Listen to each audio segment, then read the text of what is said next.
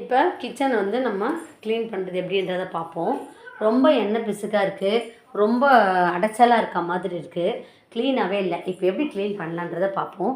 இப்போ ஈஸி மெத்தடில் க்ளீன் பண்ணோன்னா நம்ம ஃபஸ்ட்டு கன்ஃப்யூஸ் ஆகாமல் ஒரு பக்கத்தில் நம்ம கான்சென்ட்ரேட் பண்ணணும். இப்போ நான் வந்து இந்த டோர் இருக்குன்னா அந்த டோரை மட்டும் நான் வந்து ஈர துணி போட்டு தொடச்சிட்டு, அதுக்கப்புறம் அது பக்கத்தில் இருக்கிறது பாருங்கள், இந்த ஷெல்ஃப் பகுதி, இந்த சைடு ஒரு பக்கத்தை மட்டும் நம்ம ஃபோக்கஸ் பண்ணி அந்த சைடில் மட்டும் நம்ம க்ளீன் பண்ணணும். அப்படி ஒரு பக்கமாக நம்ம க்ளீன் பண்ணும்போது க்ளீன் பண்ணுறது ரொம்ப ஈஸியாக இருக்கும். எல்லாத்தையும் எடுத்து போட்டு, எல்லா பாத்திரத்தையும் எடுத்து போட்டு க்ளீன் பண்ணால் ரொம்ப கன்ஃபியூஸ் ஆகிடும். அதனால் நான் வந்து ஒரு பக்கம் மட்டும் எடுத்துக்கிறேன். ஃபஸ்ட்டு இந்த ஷெல்ஃப் பகுதியை நான் எடுத்துக்கிறேன். இப்போ இந்த கதவு இருக்குது, இந்த கதவில் வந்து கொஞ்சம் அழுக்கு இருக்குது. அதனால் முதல்ல நான் இந்த கிச்சன் கதவை நல்லா நல்லா ஈர துணி வச்சு இந்த ஸ்ப்ரே பண்ணிவிட்டு முதல்ல கிச்சன் டோரை நான் க்ளீன் பண்ணிக்கிறேன்.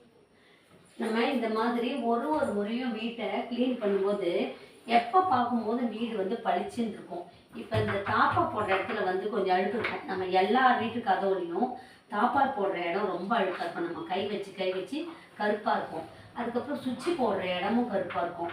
அதனால் அந்த இடத்துல நம்ம க்ளீன் பண்ணிட்டாலுமே வீடு நல்லா பளிச்சுன்னு இருக்கும். அந்த தாப்பாலில் வந்து ஒரு ப்ரஷ் வச்சு தேய்ச்சிக்கிடணும். முதல்ல நான் கதவை க்ளீன் பண்ணிட்டு தான் அடுத்து வேலைக்கு போக போகிறேன்.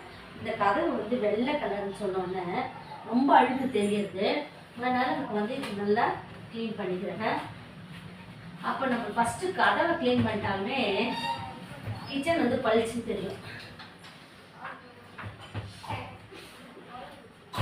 அதுக்கப்புறமா நம்ம வேஸ்ட் ப்ரஷ்லாம் தூக்கி போடக்கூடாது. இந்த மாதிரி ப்ரஷ்ஷெல்லாம் தூக்கி போடாமல் இந்த கைப்பிடி ஹேண்டில் இருக்குது பார்த்தீங்களா, இந்த இடத்துக்கு நம்ம இதை இப்படி துடைக்க வச்சுக்கிடலாம். இந்த தாப்பா போடுற இடத்துலலாம் அழுக்கு இருக்குது பார்த்தீங்களா, இதெல்லாம் தேய்க்கிறதுக்கு இந்த ப்ரஷ்ஷை நம்ம யூஸ் பண்ணிக்கிடலாம். இப்போ இந்த இடம் பளிச்சுன்னு ஆயிடுச்சு பாருங்கள். இந்த தாப்பால் வந்து ரொம்ப அழுக்கு நம்ம கையில் உள்ளெல்லாம் போய் தேய்க்க முடியாது. அதனால் அந்த ப்ரெஷ்ஷை வச்சு நம்ம தேய்ச்சிடலாம்.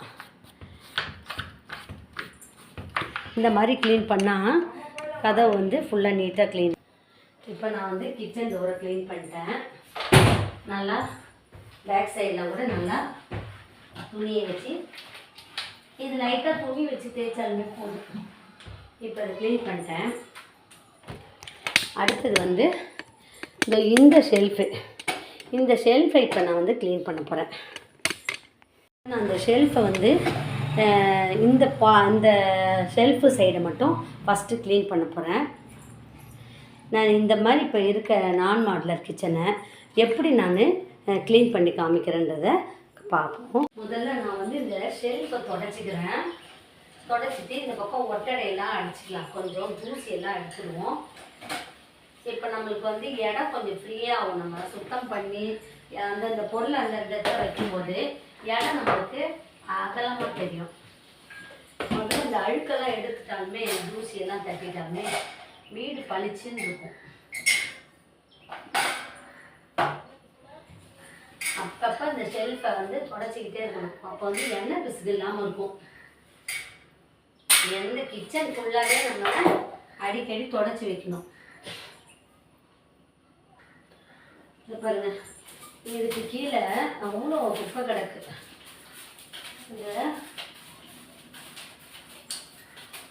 நம்ம மாதத்துக்கு ஒரு நேரம் இந்த மாதிரி டீப் க்ளீன் பண்ணாலே வீடு எப்பவும் பளிச்சுன்னு இருக்கும். பொருளெல்லாம் அடுக்கி வச்சாலுமே வீடு வந்து நல்லா பெருசாக தெரியும். இப்போ இந்த கார்னர் ஷெல்ஃபையும் நல்லா ஈர துணி வச்சு நான் தொடச்சிக்கிறேன். நான் பனியன் துணி தான் யூஸ் பண்ணுவேன் மோஸ்ட்லி. அது நல்லா அழுக்கு போகும், சுத்தமாகிடும். ஏற்கனவே இது அப்பப்போ தொடச்சி வச்சனால தான் நல்லா இது சுத்தமாக இருக்குது. இதெல்லாம் நான் அப்போ தான் க்ளீன் பண்ணி தான் வச்சுருக்கேன். மாதத்துக்கு ஒரு நேரம் நான் வந்து டீப் க்ளீன் பண்ணுவேன். அப்போ கூட இந்த எண்ணெய் பிசுக்கு தான் ரொம்ப பிடிச்சிருக்கு கிச்சனில். ஒரு சில வீட்டில் எண்ணெய் பிசுக்கே இருக்காது. எங்கள் வீட்டில் மட்டும் ரொம்ப எண்ணெய் பிசுக்காகுது, அது ஏன்னு தெரில. நான் அடிக்கடி க்ளீன் பண்ணிகிட்டே தான் இருக்கேன், அப்போ கூட எண்ணெய் பிசுக்காக இருக்க மாதிரி இருக்குது. இப்போ இந்த ஷெல்ஃபு நல்லா சுத்தமாயிடுச்சு. நம்ம அங்கங்கே ஷெல்ஃபுங்கெல்லாம் வைக்கணும், கிச்சனில் சரி பெட்ரூமில் சரி. அப்போது ஒரு பொருள் கூட கீழே இருக்காது. ஷெல்ஃபுங்க கட்டுற வீடு வந்தால் ஷெல்ஃபு வைக்கணும். ஷெல்ஃப் இல்லாத வீட்டில் இந்த மாதிரி அலமாரிங்க வாங்கி மாட்டிக்கிட்டால் தான் உங்களுக்கு இடம் வந்து நல்லா ஃப்ரீயாக இருக்கும், பொருளெல்லாம் வச்சுக்கிறதுக்கு கீழே வைக்காமல் இருக்கும். இப்போ இந்த கார்னர் வந்து நான் க்ளீன் பண்ணிட்டேன். இப்போ நான் அந்த டேபிள் வந்து எண்ணெய் பிசுக்காக இருந்தது, இதையும் நல்லா அந்த விம் பார் வச்சு அந்த ஸ்க்ரப்பர்லாம் வச்சு தேய்ச்சி இந்த டேபிளை க்ளீன் பண்ணிட்டேன். அது மாதிரி இந்த இடத்த வந்து ஓரளவு க்ளீன் பண்ணிட்டேன். இந்த பாருங்கள், இந்த அழுக்கை வந்து எடுக்கணும்னா ஸ்க்ரப்பர் வச்சு தேய்ச்சாலே போதும். இந்த மாதிரி கரைகள்லாம் கிச்சனில் இருந்ததுன்னா அதெல்லாம் கையோடு இந்த மாதிரி தேய்ச்சி எடுத்துடணும். அப்போ தான் கிச்சன் வந்து கிச்சன் சரி எந்த ரூமாக இருந்தாலும் சரி, இந்த மாதிரி விடாப்பிடியான அழுக்கெல்லாம் இருந்ததுன்னா சும்மா ஸ்க்ரப்பர் வச்சு தேய்ச்சாலே போதும். இந்த பாருங்கள், இந்த இடத்துலலாம் அப்படி அழுக்கு இருந்துச்சு. இந்த அழுக்கெல்லாம் ஸ்க்ரப்பர் வச்சு தேய்ச்சிக்கிறேன். நம்ம எவ்வளோக்கு எவ்வளோ கிச்சனை நீட்டாக வச்சுக்கிறோமோ, சுத்தமாக வச்சுக்கிறோமோ ஆரோக்கியத்துக்கும் நல்லது, நம்மளுக்கும் மனசுக்கு ஒரு நிம்மதியாக இருக்கும். வீடை வந்து நம்ம சுத்தமாக வச்சுக்கிட்டேன். அதான் இந்த கார்னர்லாம் நான் தேய்ச்சிக்கிட்டேன். சும்மா ஜஸ்ட்டு விம்பார் ஸ்க்ரப்பர் தான், இதை வச்சு தேய்ச்சிட்டோன்னே இந்த இடம் வந்து இப்போ நான் வந்து மாப் போட்டேன்னா போதும். நீண்ட நாள் அழுக்கு ஒட்டிகிட்டு இருக்கு பாருங்கள், இந்த எண்ணெய் பிசுக்கு இந்த மாதிரிலாம். ஏன்னா டேபிள் கீழே அழுக்கு இருந்திருக்கும், அதெல்லாம் வந்து நான் தேய்ச்சி எடுத்துக்கிறேன். இப்போ அந்த இடத்துல நான் மாவு போட்டேன்னா போதும். இந்த ஈர துணி வச்சு துடைச்சி எடுத்துக்கிறேன். இந்த இடம் க்ளீன்